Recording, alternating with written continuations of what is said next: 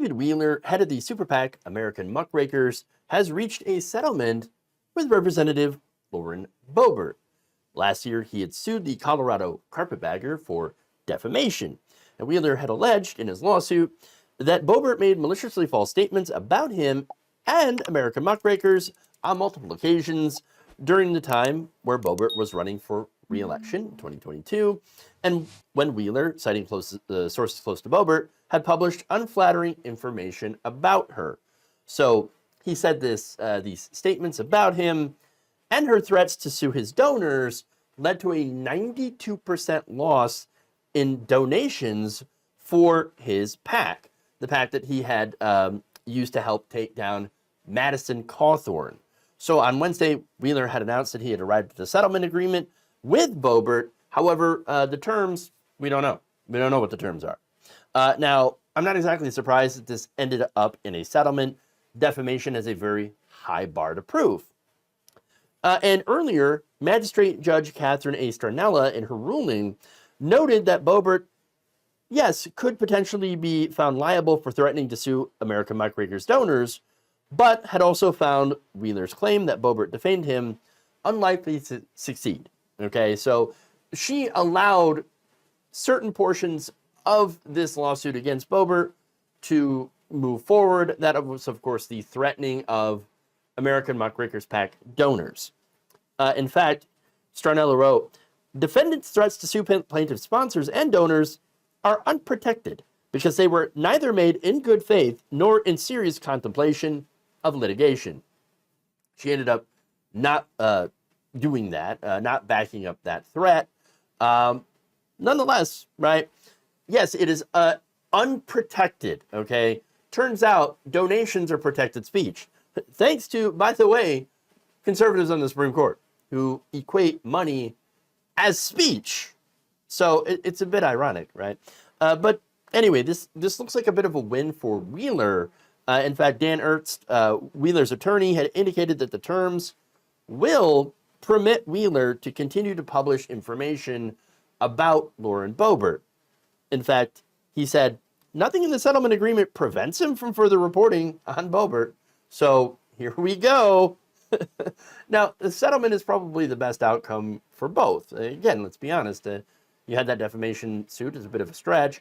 But, you know, he would have had a pretty good case when it came to threatening his donors. So, yeah, better for everybody that they settle for whatever and allow Wheeler to go back to publishing information about Boebert, which he's already doing. Okay. Now, that said, Boebert's probably happy to not have to worry about this. After all, she has a lot of other issues. Her son is facing 22 criminal counts and more accusations from the PAC that she may have taken illicit substances while owning a firearm. Of course, she also has a Democratic opponent to take on in the 4th District. So now, there was a primary recently, and her opponent actually is somebody that I didn't expect to win, a progressive who was very pro-union and pro-Medicare for all, though apparently all of them said that they were. So there were 3 Democrats in a primary race. One of them, Ike McCorkle. The other one is Tricia Calvarese. And so those were the 2 main ones that fought it out. And it was a very, very close primary that nobody paid attention to. Okay. So while she was running that primary against Ike McCorkle, she was also running a special election to replace Ken Buck. Now, she did not win that seat. Okay. So she didn't win that one. And that's because nobody knew she was running. Okay. Nobody knew who she was. The big parties, neither of them have really paid that much attention to this race because they looked at Lauren Boebert and said, well, that's a foregone conclusion. And so, well, there it is. They also believe, apparently, that she's going to win re-election in this new district. Okay? And here's the thing about that. I'm not entirely sure. Okay? there is polling out there that says she could be vulnerable. What are you talking about? This is a pro-Trump district. Well, it turns out in May, Calvaries had shared an internal poll with Politico showing that she was behind Boebert by about 10%. That's 46 to 36. Now, you might say, well, okay, but that's 10%. That's still very significant. 18% are undecided. Now, again, that's May, all right, a couple months ago, and we'll have to see new internal polling and see if that tracks. But there was also polling from Ike McCorkle's campaign that put him actually ahead of Lauren Boebert. And so that is significant as well.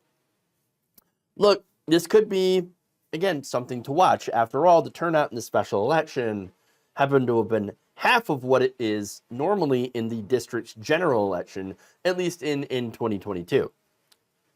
Interesting to watch. Yes, Trump country, I know. But at the same time, Lauren Boebert has a list of scandals longer than a CVS receipt. That could be enough to capitalize on, all right, for these undecided voters. It might end up being a lot closer. After all, she left her last district, ran away, because she very likely would have lost that election. So, again, could be a long shot, but also an opportunity. Imagine turning $10 seat blue with someone who actually was an intern for Senator Bernie Sanders, as well as someone who had actually been a speechwriter for the AFL-CIO. And so, pretty progressive. No wonder the National Party seems to be ignoring this race. But I think it would be rather, I don't know, it wouldn't be smart to sit on this, to ignore this, especially when, even if it might be small, a chance to get rid of the embarrassment known as Lauren Boebert. Thank you for watching. If you enjoyed this video, please like, share, subscribe, hit the bell icon in order to get notified whenever a new video is released. And if you want to support independent, progressive media through this difficult time where it seems like everybody is shutting down, you become a member on our YouTube page, you become a subscriber on Facebook, or you can go to my Patreon. It's patreon.com/Jeff Waldorf. Thank you.